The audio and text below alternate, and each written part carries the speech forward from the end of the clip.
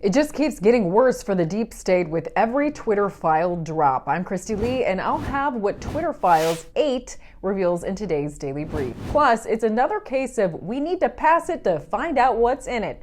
What we're learning about the government funding bill. It's a war over words at one prestigious university, and can you believe that a study shows a healthy lifestyle can prevent severe outcomes from COVID? Shocking, I know. Twitter Files Part 8, platform directly assisted U.S. military influence operations. Fox News is breaking down what investigative journalist Li Feng discovered when he had access to Twitter. He says Twitter quietly aided the Pentagon's covert online PSYOP campaign, despite promises to shut down covert state-run propaganda networks. Feng's examples include a 2017 email from U.S. Central Command listing 52 Arab language accounts it used to amplify certain messages. Twitter allegedly helped give the accounts additional visibility and made them exempt from spam and abuse flags. Feng also shared emails from Twitter lawyers and executives, including speculation that the Pentagon wanted to retroactively classify its social media activities to avoid embarrassment.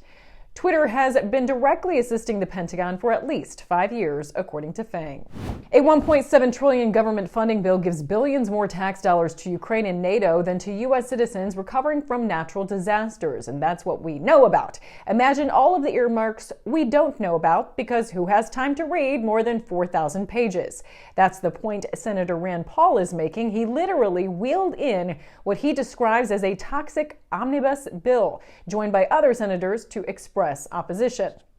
Now, people argue that it's conservatives' fault. You don't have the Christmas spirit. Somehow you're holding up government. Well, whose job is it to produce this?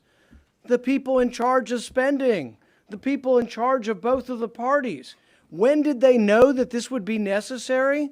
Well, it's in the law, September 30th.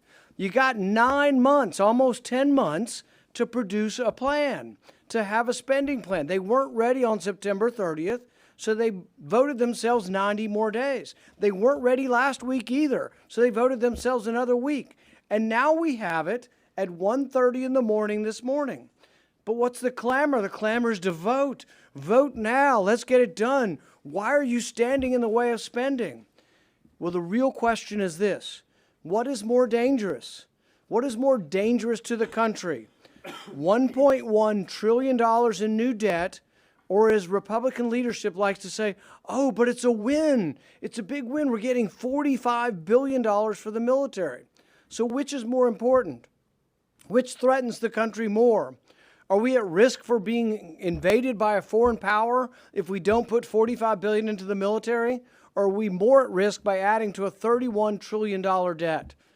I think the greatest risk to our national security is our debt. The process stinks. It's an abomination. It's a no-good, rotten way to run your government.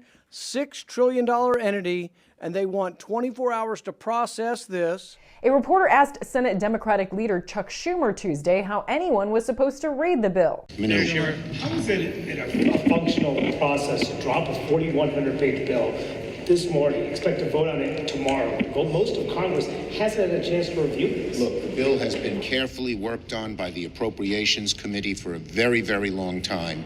Most of the provisions of the bill were well known weeks and weeks and weeks in advance. And getting this bill done for the American people, which really matters, is the most important thing. Yes. The Heritage Foundation says millions of dollars are earmarked for woke priorities, and Rep. Dan Bishop says the bill expressly prohibits CBP funding from being used to improve border security, but at the same time allocates hundreds of millions of dollars for border security in other countries. Stanford says it's wrong to call U.S. citizens American, and that's not the only word Stanford has an issue with. There are dozens of other words and phrases the prestigious university once canceled. Other terms and phrases included in the Elimination of Harmful Language Initiative include killing two birds with one stone, walk-in, and homeless person. Harmful language categories include ableist, ageism, colonialism, culturally appropriative, gender-based, imprecise language, institutionalized racism, person first, violent, and a section for additional considerations. Under gender-based language, terms such as freshman and mailman are to be changed due to their masculine connotations. Now, I know this next one is going to be hard to believe, but you know what can reduce COVID hospitalization and death? Exercise. You know, that part of living an overall healthier lifestyle. The new study was published in the Journal of Preventive Medicine. It analyzed data from over 194,000 people between January 2020 and May 2021 as part of Kaiser Permanente's healthcare database. It found that those who regularly exercised had 91% lower odds of being hospitalized with COVID and 291% lower odds of dying from the virus compared to those who did not regularly exercise. Nutrition author Mike Mutzel posted a report of the new study to his YouTube channel, pointing out that mainstream news outlets are not reporting on these findings. You can see around me, we're at the airport. Many people are continuing to wear facial coverings. Where's the exuberance when it comes to physical activity, when it comes to moving one's body, regularly exercising, finding time in the day to go for a 15, 20-minute walk, especially in the post-meal window? I would like to ask these people that very same question, but we now have the data. So I'm of the belief at this particular point that it is public health malpractice to continue to ignore the protective effects of exercise when it comes to preventing severe illness, hospitalization, and death from respiratory infections. This should be front page news on CNN, MSNBC, Wall Street Journal, New York Times, Washington Post. Exercise is medicine, friends. Go out there and do the right thing. So here's today's takeaways. Exercise. It can help protect you when it comes to COVID and a host of other health problems. Twitter Files 8 is revealing an even deeper entanglement between the social media platforms and the government, even down to aiding in covert PSYOP campaigns. There's plenty hidden in the more than 4,000 pages of the government funding bill, including millions allocated for other countries' borders while ignoring our own border. And watch your language. The word American is now a bad word at Stanford University.